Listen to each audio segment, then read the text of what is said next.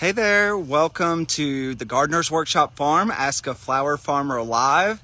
My name's Daniel Schavey. I'm the owner of Petal Pickers Flower Co. in Greenville, South Carolina. And today I'm taking over for Lisa and giving everyone the opportunity to ask me questions that you have. Any topic related to flower farming, I'm gonna try my best to answer them. And if I don't know, I'll try to go back into the comments later and answer those questions. So if you have a question for me today, if you go down to the bottom of your screen, there's a little bubble with a question mark in it, and you can click that button and type your answer. And I guess I'll start off with just telling you a little bit about our farm. I have some cars going by me, so some employees are coming back from lunch if you hear that. But we are, like I said, located in Greenville, South Carolina. We are in growing zone 8A. We're directly in between Atlanta and Charlotte to give you a good idea of our climate. So it doesn't get very cold for very long during our winters. And because of that, we're able to grow and plant throughout the winter, although we don't have stuff blooming right now out in the field or in our hot tunnels. We're growing on about 3 or 4 acres. We have 10 high tunnels that we're growing under during winter, and we source those from Farmer's Friend LLC, and they have worked very well for us. We don't get a lot of high winds, we don't get a heavy snow load, and some of those tunnels I've had for 5 years and I've had 0 issues. So I always say if you want to start with that, go for it. We grow a lot of different things. I started, just like many of you, with very little understanding. Actually, for me, it was like no understanding of growing cut flowers. So I'd grown some vegetables and some sunflowers in my raised beds at our house in the city. And then me and my husband, Wes, decided we were gonna buy a farm.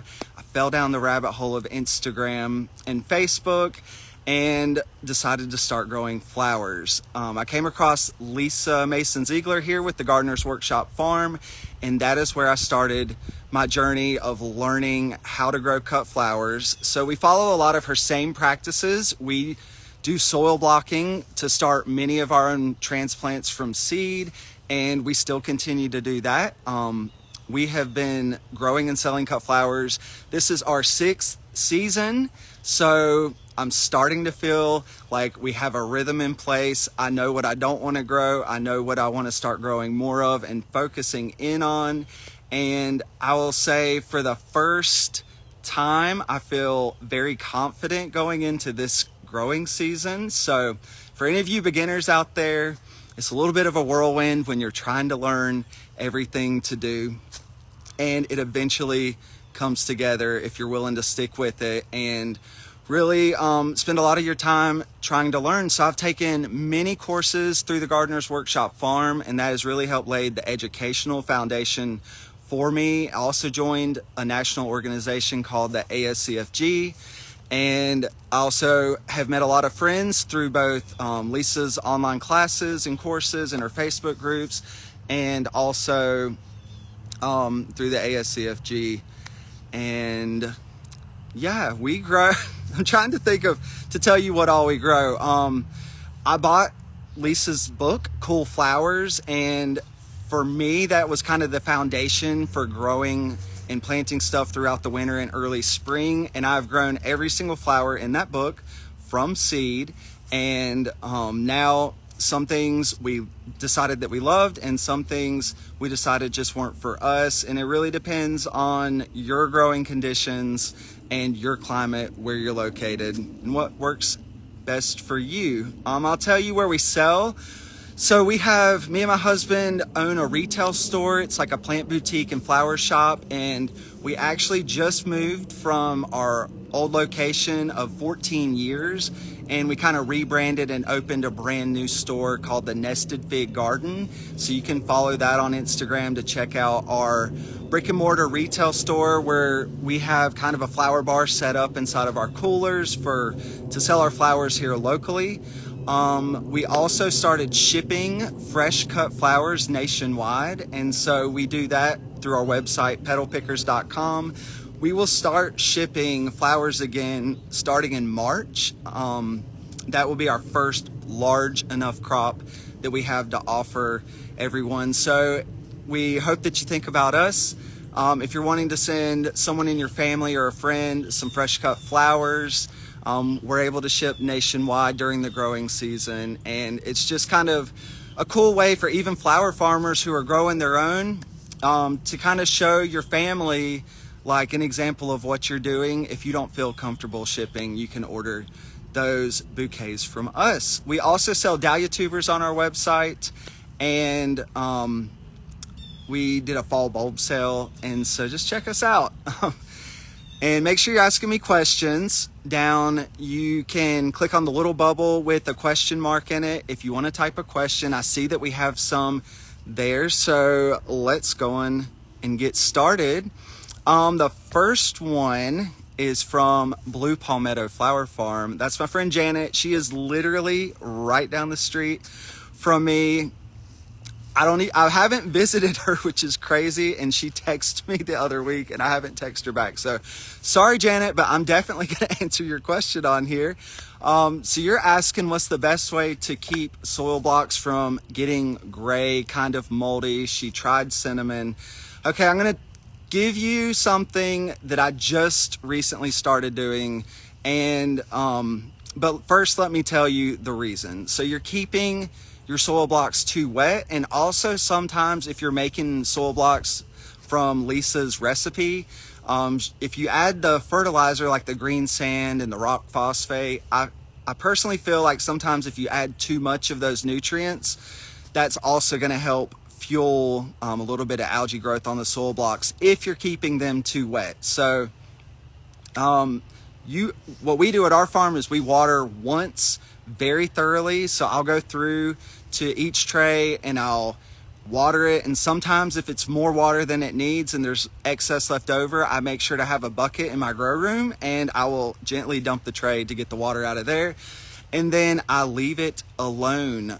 We don't mist our soil blocks unless we're growing something like Snapdragons, where we're trying to loosen up the seed coat on top so that the cotyledons can come out from the seed. It just helps to keep them moist. So there's a tip on growing Snapdragons, because they can be tricky sometimes. We do mist those like once or twice throughout the day after we water, but other than that, we're not watering twice a day. It is literally once in the morning. And then sometimes during the winter, our grow room's not insulated. It's inside, so it's protected enough to get cold and like freeze our plants. Usually it can drop down to 50 at night. So some days I may see that the soil blocks are not dried out and I'll let them go a little bit longer, but we don't water our soil blocks until they're dry, and typically that is every morning. Okay, so the product I'm going to tell you that I started using, and this is a question that I saw on Instagram, someone wanted to ask me, but in November we started growing lisianthus from seed, and I did a trial last year. It did okay. I kind of got them to germinate and grow, and then they all started to die on me, and I think it was just either staying too wet or botrytis or something started to kill them out. It was probably a fungus. And so what I started doing this year, because we grew a lot, we grew thousands and thousands of lisianthus from seed, is once they sprouted and we start them in soil blocks, I started spraying them with Zerotol, and I think I use Zerotol 2.0. And what that is, it's Omni certified, and it's basically like a concentrated hydrogen peroxide. So you do have to dilute it, but we mix that solution up and put it in a spray bottle. And I kind of went through, and not every day, maybe like once or twice a week, I started spraying the tops of our soil blocks with the Zerotol, and that seemed to hold the algae back. And it's just a practice that we put in place. I wish plants could talk sometime, but we had an amazing experience this go round with growing lisianthus from seed, and we kept them in our soil blocks for 8 weeks before we potted them up into plug trays, and then we grew them out a little bit longer. And this is kind of answering the question on Instagram that I saw, but we just planted them out in our high tunnels last week, and so hopefully we're gonna cross our fingers that all that goes well, because it's still kind of new for us. I've always ordered in plugs in the past, but let's see, that was kind of 2 questions in one. Let's go to the next one. All right, Linberry 763. Do you succession plant feverfew to get blooms in August? On the same note, what do you succession plant to have blooms? And then it cuts you off. So I don't know the rest of your question, but let's talk about feverfew. So I have loved feverfew I've grown it for probably 5 or 6 years now. I will say on feverfew, some of our designers that have worked with it in the past claim that they're allergic to it. It's kind of like it causes them to sneeze a lot, and it doesn't do that to me, so I still grow it. I love it. I do think I've tried to succession plant it, and what I've done in the past is I've planted it in the fall, like in October, November, and that usually seems to bloom first, and then I've gone back and replanted it in February or early spring, and that's here in South Carolina, so you may have to adjust your planting times in your growing climate. But they grew and bloomed very, very close to each other. I know I've heard Lisa mention on here before that feverfew, no matter what variety you grow, no matter when you plant it in the winter or early spring, it's all going to bloom at the same time, and I've pretty much found that to be true. So we kind of cut back. I used to try to grow multiple varieties and try to have the timing spaced out, but it wanted to bloom either in May or early June for us, and I really could never get a succession on feverfew. So I hope that answers your question about that one. All right, let's go to the next question. Can you share your soil block recipe? So I'll tell you what we do, and I have derived it from the Gardener's Workshop Farm. So if you want to go back and look at it on your computer, you can head over to the gardenersworkshopfarm.com, or it may be the gardenersworkshop.com. You can find it. If you Google that and soil blocking recipe, it will for sure pop up in Google, and so you can go see it there. But what we do is we take ProMix BX, which is a sterile potting mix, and we take 2 big white scoops of that and we sift it into like a tray, and then we take 1 scoop of compost, and we get compost delivered by the dump truck load here on the farm. That is what I'm using. It's a chicken litter based compost, and I sift that as well to get any sticks out. And then this is not the professional, that's why you need to go look at the website, but I take a small handful of green sand and sprinkle it in, and then I take a small handful of the rock phosphate powder and sprinkle that in, and put a bunch of water on it and mix it up to the right consistency and go to town making soil blocks. So I've trained all my employees, that's how we do, and that would just make a small batch. If you want to make a larger batch, which we do, and we'll do like 24 trays at a time to fill up our grow room when we're really seeding a lot, like this time of year. So I just multiply the recipe, and I don't add, overall for one big batch, I'm really only adding 1 handful of the rock phosphate powder and 1 handful of the green sand. So don't add that in every time. I kind of make sure that's not too much. But I hope that answers your question. I will say for soil blocking, like the real trick is to find the right consistency. So if you put too much water, your soil blocks aren't going to hold up. If you don't put enough, that's when they're going to look kind of clumpy and also fall apart. So it's kind of, you have to ride the fine line on consistency. And if they look really clumpy, that's when I add a little bit more water, and that seems to make them really smooth. Over time, I've made so many soil blocks, and I pretty much have it down perfect just from memory at this point. All right, next question. I may have just skipped one, so I'll see if I can go back to that in a second. Okay, is it tricky to line up the harvest with going to market? I don't understand how that works. And so, yeah, it's very tricky learning how to grow your crops. We're getting, I think, a FedEx or something delivery here, so don't mind them. But that comes with experience. So you're going to have to plant your first year, which is what we did. We planted out in the field my very first year, everything in January, or not January, everything in April, the first spring, and it all bloomed in July. And so that was my first season. There wasn't much outside of that, and I just sold it at our retail store. And it's definitely going to take 1 or 2 seasons for you to get started if you're flower farming, or if you're even just wanting to sell a few bouquets out of your home garden. It depends on your climate, so you can't just listen to me to tell you what to do, because your climate's going to be different and plants are going to react differently. I hope that makes sense. But like, you're just going to go through the motions and plant, and succession planting is key if you're really trying to provide a specific flower at a certain time. I can give an example of sunflowers.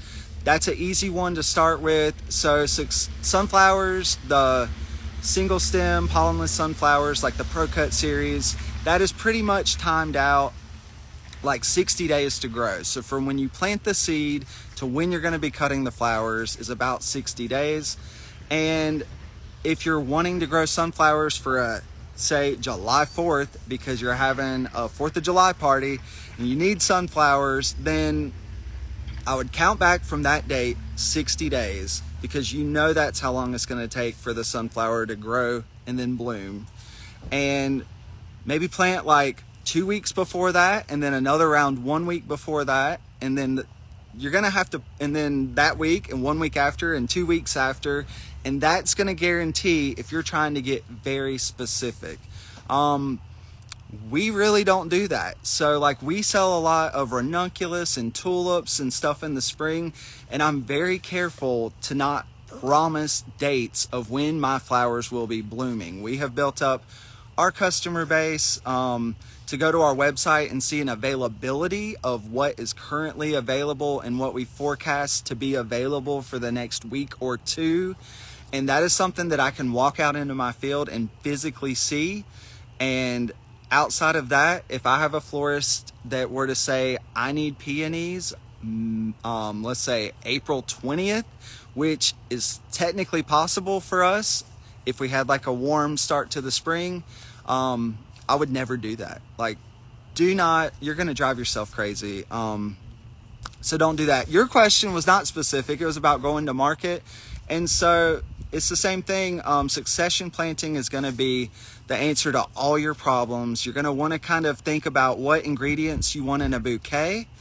And if you want sunflower during the summer, if you want cosmos, sunflowers, celosias, zinnias, some of those you're going to be able to get multiple cuts off of, and some of those you're just going to have to keep succession planting over and over each week to guarantee that you have all the ingredients you need for your bouquet. That really does get easier after you just witness and experience 1 to 2 entire growing seasons. So I say give it a start and you're going to be good there. All right, next question. Chris, good morning. Where would you recommend learning about high tunnels? We just got one and waiting for Steve and Gretel's course. So yes, I purchased our first high tunnels, I guess it was 3 or 4 years ago. I started with one and I felt overwhelmed by that too. I think there is a book. I know that I bought it. I don't think I read it cover to cover. But it was something about growing in high tunnels, and that it was a very basic title. So I'm sure if you search on Google that you will come across that book about growing in high tunnels. I think it was targeted for veggie farmers, but it all still applies to cut flower farmers as well. And I'm telling you, Steve and Gretel's course, I took it personally, and it really opened up my mind.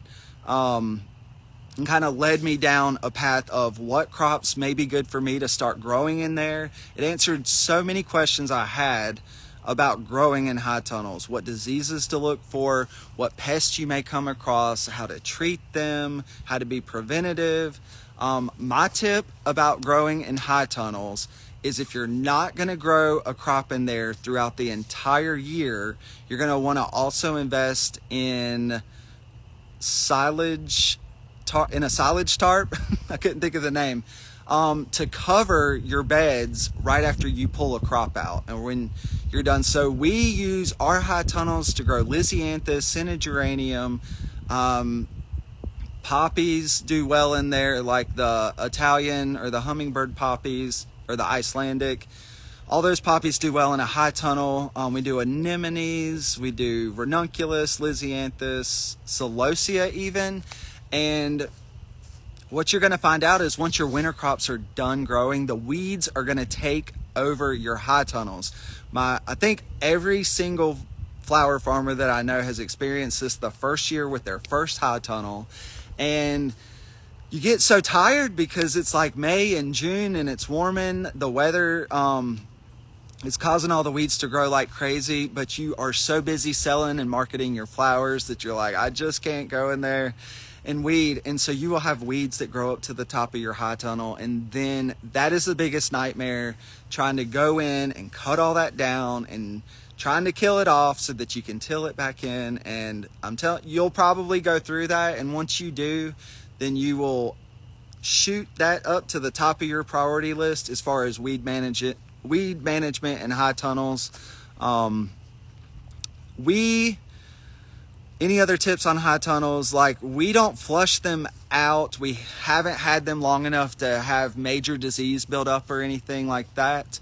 So I can't answer specifically anything along those lines, but you will learn all that in the Gardener's Workshop Farm online course. So I highly recommend that. All right. I got to start getting through these questions.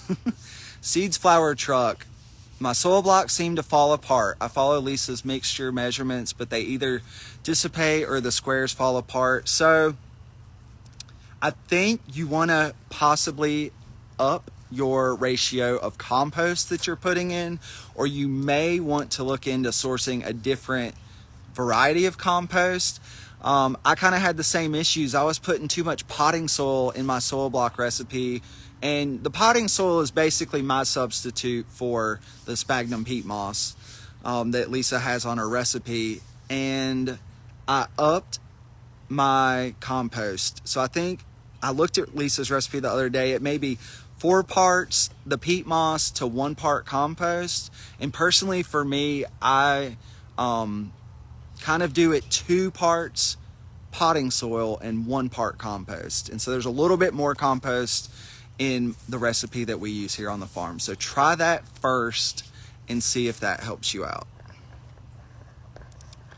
All right. Next question. Do you have a favorite bouquet recipe flower combo? Any trends you see this year in the flower world? Okay. I don't really have a favorite recipe. We make our bouquets just based on the best things that are growing on our farm, and our recipes kind of revolve around which flowers ship really well in a box. And so that's kind of guided us to which flowers that we choose to grow here on the farm. You want to have a focal flower. So a spring bouquet for us may include like our ranunculus and anemones as our focal flowers. And then we'll include like a butterfly ranunculus and orlea, maybe dara, feverfew as something as an accent or filler flower. And that's just going to help soften up the bouquet. Orlea is great to provide a softened look into your bouquet recipe. So I do recommend you grow that. And then try different colors that seem to work together. For me, spring is all about pastel flowers, and with the Easter holiday and just people being excited to see color after the dreary days of winter, you're definitely can't go wrong with the pastel colors in spring. So it's kind of tricky when you first start. For me, red does not work in the spring. If I were really pushing for Valentine's Day, then of course you would want to grow more red. But outside of that holiday, outside of Valentine's Day and Christmas, we do not sell red. We sell burgundy sometimes, but not red. So certain things like the colors you're going to want to think about for your bouquet recipe, and any trends you see this year in the flower world. I'm probably not the best person to ask about that, but I know as far as cut flower growers, one of the hot topics, or two of them this year, we're dipping our toes in. One of them is growing tulips hydroponically. So if you have a space to do that, if you have a grow room set up at home, that's the perfect space to grow tulips hydroponically. So you may want to look into that. That's kind of a little more advanced, and kind of something I just see more and more growers kind of giving it a shot at. And so we'll see if that sticks or not. The other thing are the heirloom chrysanthemums. So I trialed those. Personally, I like to end our season with dahlias by October 31st. This year it ended earlier because of an early frost, but that is our end goal for us to start getting into our field and flipping it and getting it all planted up with our fall crops. And so that date has just kind of prevented me from growing heirloom chrysanthemums on a large scale.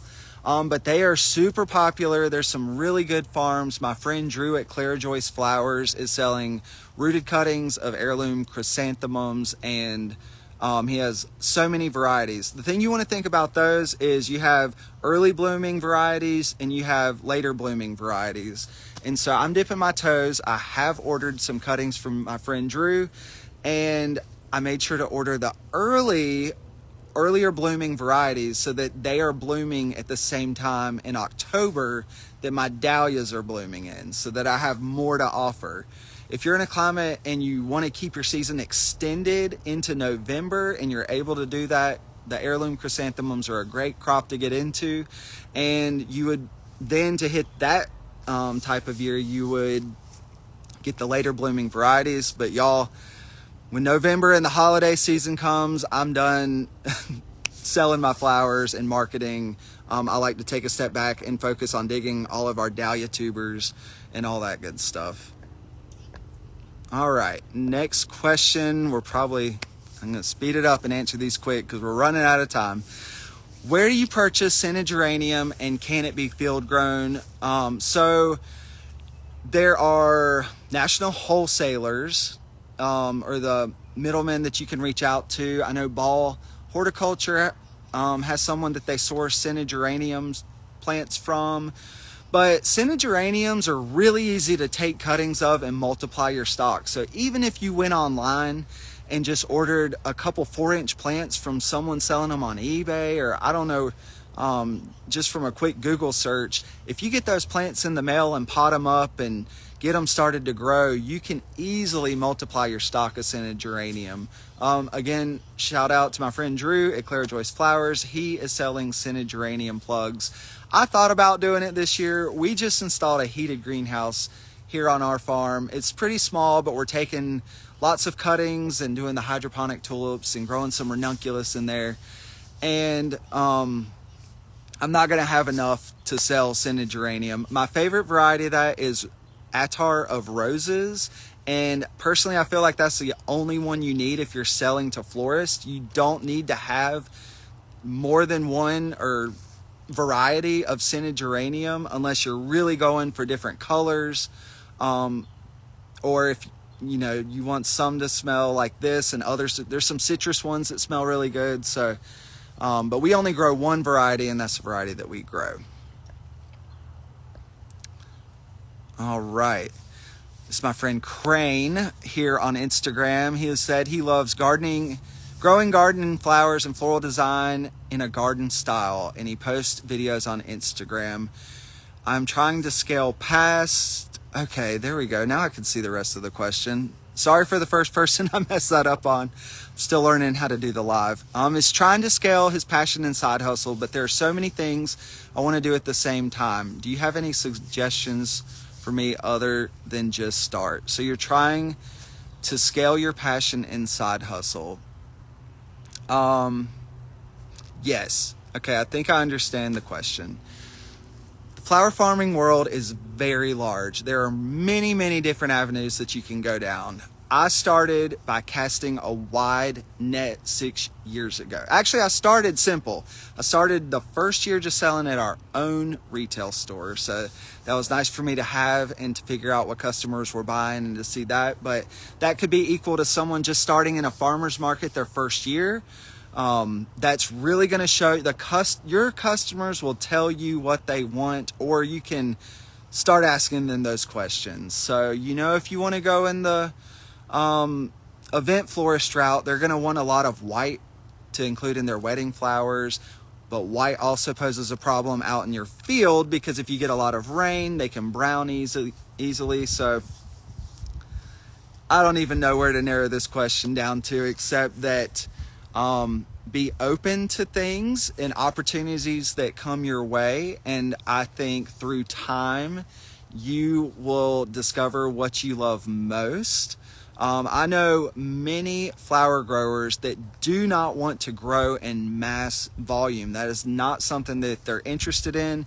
And so they would probably focus on design a little bit more. Or if you want to be a farmer florist and focus on weddings specifically, you can get the highest dollar for your flowers through that avenue.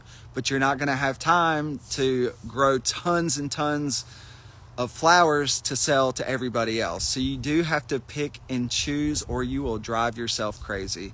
I cast a wide net. I started selling to the wholesaler, to our own store. We were shipping flowers, selling to event florist. I was trying to gather business around from brick and mortar florist, and I've slowly picked my favorite. Sometimes it's even just customers. If you have really good customers that are really supporting your business, then maybe focus in on those people. And just because you sell to those people doesn't mean you have to sell to everyone. So I think time will tell, and I think be open to your opportunities changing. So we didn't start off with the idea of shipping our flowers nationwide. That was not in our mind initially. And then with COVID and our other businesses, with our other retail stores, we started shipping some items online like the year before COVID. And we had that knowledge and experience of kind of what computer programs and stuff to use. And so when COVID hit, that is why we started shipping our flowers nationwide, because I had coolers full of ranunculus, and that was the first year that I hit a home run with our ranunculus, and it's all worked out from there. So good luck, Crane. I know you're doing amazing things, and if anyone wants to see some amazing reels and just flower inspiration, go check out Crane's Instagram page, because I follow him and he's doing a great job at starting his cut flower business. Okay, Southern Green Gold Farm, is your ranunculus tunnel heated? So ours out in the field or not?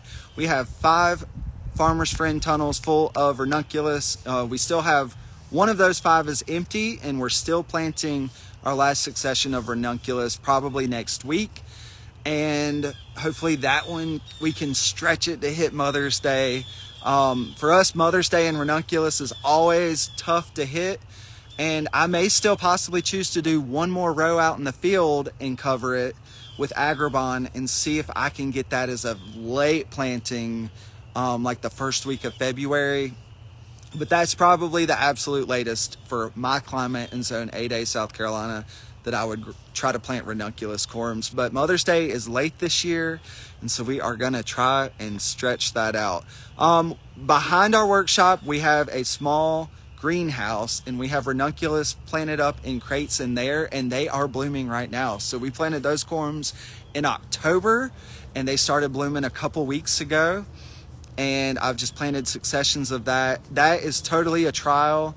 That is for me to enjoy growing, a waste of our heated greenhouse space, but it's not a waste to me if you're learning how to do something. So I'm loving growing ranunculus in the winter, but for our crop that we offer and sell to our customers, that is not heated, although it would be a lot better if we could get a heater in there. So I know there's, if you're really thinking about being a cut flower farmer, or you are, and you've been growing for a couple years, I have my neighbor's dog just came up here. So, there is a grant through the NRCS that you can apply for, and they will reimburse you for the purchase of a kit high tunnel. And we just applied for that this year. And so we're thinking about maybe putting a heater in that. So just to answer that question. Hey to everyone who's waving on here. Let's get to the next question. How do you get the best stem length on Ranunculus shade cloth ? So no, not for us. Just having them in a high tunnel that naturally diffuses your light with the plastic covering on a high tunnel, and that is going to help your stems grow up a little bit taller. Also, you know, when you're Googling the plant spacing online, you're going to come across all different things, but the majority of stuff on our farm, we plant 6 inches apart, and we do that with Ranunculus as well. I've also squeezed it in a little bit closer sometimes, so some of our corms are planted 4 inches apart, and I think just the tighter plant spacing allows for your stems to get taller if that's what you're looking to do. And that is kind of a trick across the board. We do that with zinnias as well. By planting plants really close together, you may not be getting the highest number, like stem count per plant, but I feel like it all evens out because you're able to fit more plants in like a planting space. So if you're trying to get longer stem length, high tunnels always help, but you don't have to have that. A lot of times just planting them a little closer together will help them stretch for the light. All right. What have you decided not to grow and why? Okay, one of the things, it would be one of the earliest flowers to bloom on our farm, and that is calendula. I hope that's the way you pronounce that. But it has like a sticky stem, and I didn't like it personally. So I didn't like harvesting it or processing it. And it only lasted like 4 or 5 days, and I just thought, you know what, I can grow anemones instead, and I like doing that. And another one would be the flowering tobacco plant, the Nicotiana.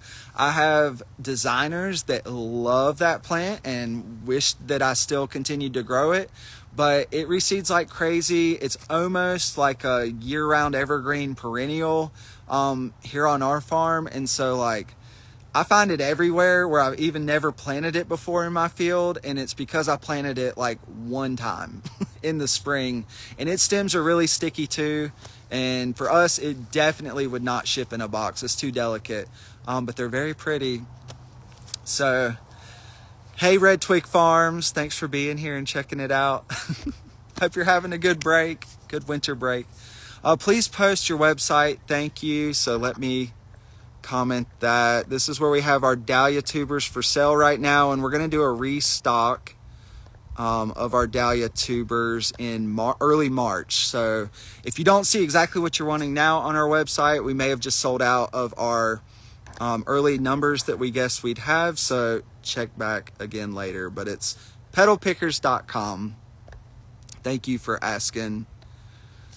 All right, next question. What's the most pain in the butt flower to grow but worth it every time? I feel like it's just the first thing to come to my mind, but everyone says this, but it's Gumfrena, and my favorite variety is the Audrey series.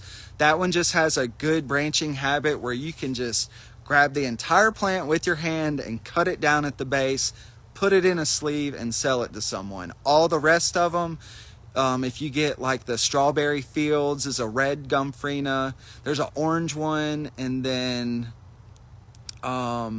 even the QIS series, all of those are just either single stems, which are a total pain to harvest, and then, or they branch kind of funky and it's not easy just to clean cut it. So Gumfrena just adds so much to a bouquet in the summer for us.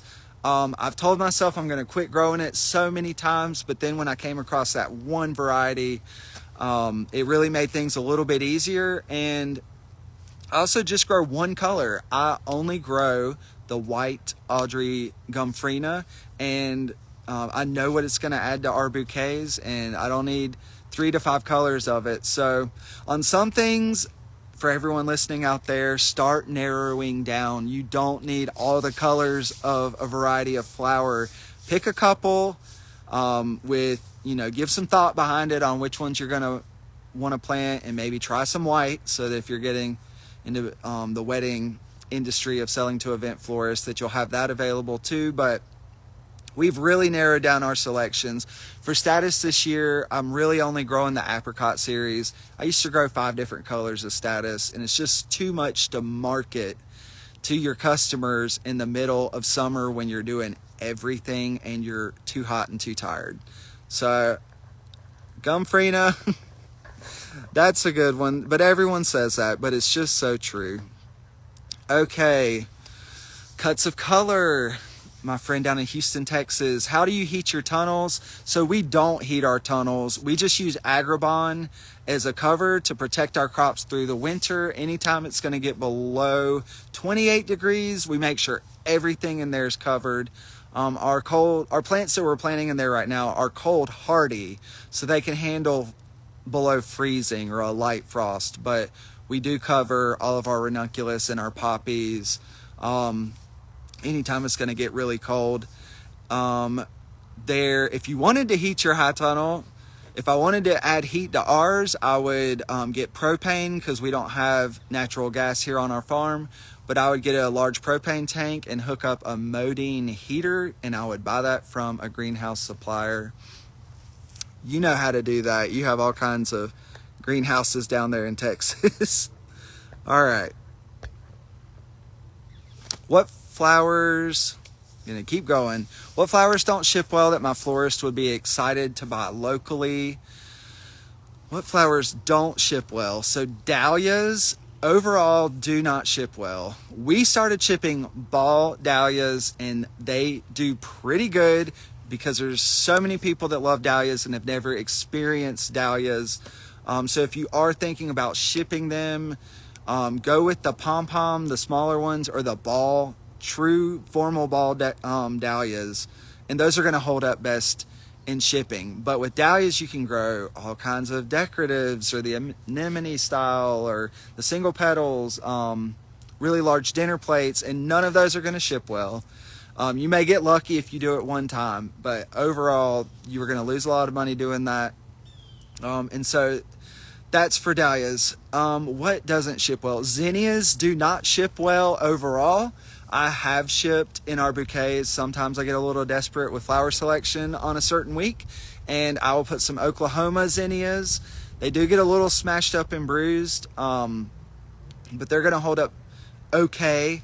See, the Oklahomas are kind of single a little bit. I like the Queen Lime series are better in shipping than Oklahoma, so that's my favorite go-to if I need to ship a zinnia. But definitely the Benares Giants, the larger zinnias, are not gonna, you're not gonna even, don't even attempt to ship those. They don't do well. You kind of start learning to, anything double petaled is usually gonna hold up a little bit better. So we like to grow some things like that. If they're double flowered, they're, you know, if a couple petals get messed up, you can kind of pluck them off and the flower still looks great. I can tell you what does ship well better than what doesn't. Gumfrina and Status are great fillers. Those ship well. Sunflowers, when they're still closed up and before they've opened. And then lisianthus, tulips, ranunculus, they all ship well. And like I said, we're focusing in on different varieties of dahlias. We're still experimenting on what is the best to ship those in the fall. So a dianthus, we love to grow electron dianthus and the Amazon series dianthus, and those ship amazing as well. Cosmos, I've actually shipped cosmos, and I'm thinking about those because they're more delicate, but a lot of things you can ship if you can learn the correct harvest stage and harvest them earlier so that they're not open yet while they're in the process of shipping. So if you wanted to ship anemones, you would ship them when they're still closed, not too tight or they're not going to open. It's a fine line on anemones. If you want to, what's another one like that? Daffodils. You can harvest daffodils. It's called like the gooseneck stage. And so it's before the bloom is actually opened, but you can go ahead and cut them and then ship them like that in a box, and they're going to arrive in perfect condition, and then they'll open up after the consumer, for the consumer to enjoy. There's certain things that we've played around with this. It's not only what flowers ship best, but it depends on who your market is. So for our end consumer, if they were to open a box full of daffodils, but they were still closed in their gooseneck stage, most of the people would not be used to that, and they would probably think, what the heck is this? Like, where are my flowers? And so that's something to consider if you want to get into shipping too. You have to hit the general public's expectation of what a flower bouquet should look like, but still get it to them in really good condition. Certain flowers can do that, and then some don't. So I hope that answers your question. Feel like I'm going down tangents on every question, but hopefully y'all are learning a lot.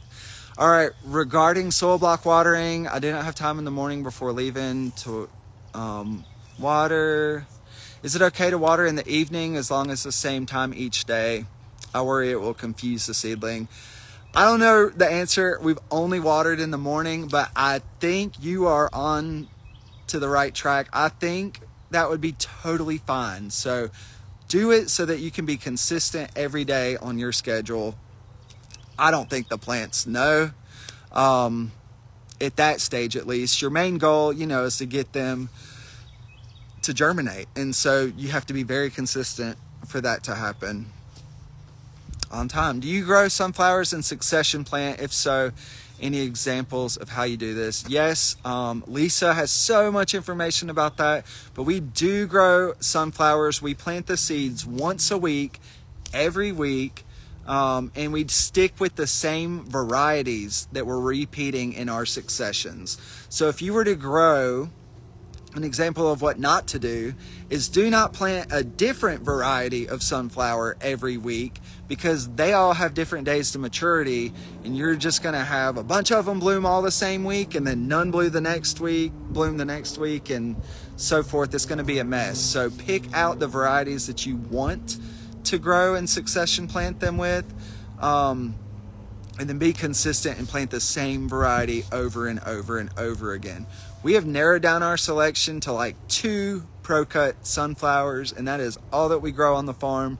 We grow the Horizon pro-cut, and that is like your typical yellow sunflower. And then we also grow, just because I can't help myself, but I need to quit growing this one, I love the White Knight. It has a weak neck.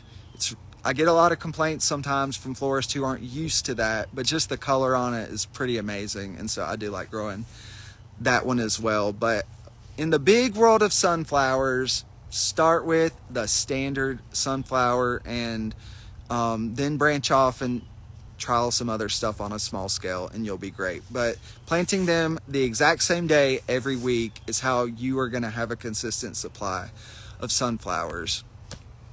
All right, Davis Square Garden, I notice your eucalyptus is grown under tunnel. Do you recommend that, and do you replant every year? So that's a great question. I'll explain what we did. The first year I grew eucalyptus, I grew it out in the field. We're in zone 8A, and it was supposed to survive. It did not. That was 2018. And now, so then the next year I planted a bunch in a high tunnel. And my thoughts was that would give it a little more protection, so that even if it got really cold in the winter, it would protect the ground and kind of keep it warm enough for it to at least regrow from the base every year. What I have found is that growing the eucalyptus really tight in a high tunnel can lead to some fungus and spotting on the leaves, and that can spread really quickly in a high tunnel because your airflow is not as great, and we are growing it in a humid climate. And so I've had to add fans into my high tunnel at the top, blowing above the crops, just to kind of keep the airflow increased. We have started planting out in the field brand new rows of eucalyptus, because the tunnel space is so important and valuable to us that I've just decided it's really not worth growing eucalyptus in a high tunnel where I'm specifically located and in our climate. So to answer your question, I thought it was a great idea. I still had issues in there, so now we're going back out into the field. And when I look back on the year that they all died in the field, that was 2018, we had like record rainfall that winter. So I think it wasn't the cold that killed it out, but the roots rotted from staying too wet when they were kind of dormant during winter and not actively growing. So make sure if you're planting eucalyptus that it's very well drained. Think about, for all your flowers, do your research. Where do these plants grow naturally? And your job as a flower farmer is to mimic where that natural habitat, but in your own climate. And sometimes it's not going to work out for certain flowers depending on where you live. And for example, eucalyptus is from Australia. It grows really prolifically there. And that's hot and dry, and that's what you have to give it. So, all right, I know a lot of people see our eucalyptus in our tunnel and have asked me questions about that.